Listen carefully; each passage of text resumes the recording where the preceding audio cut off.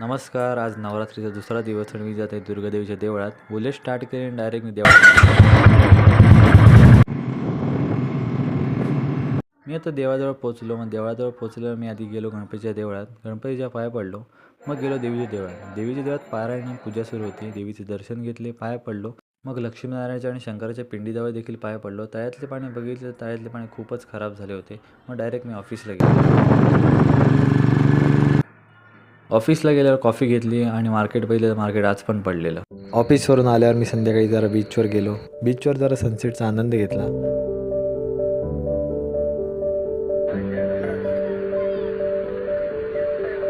मग 8:30 वाजता मी देवीच्या देवळात आरतीला गेलो आमच्या.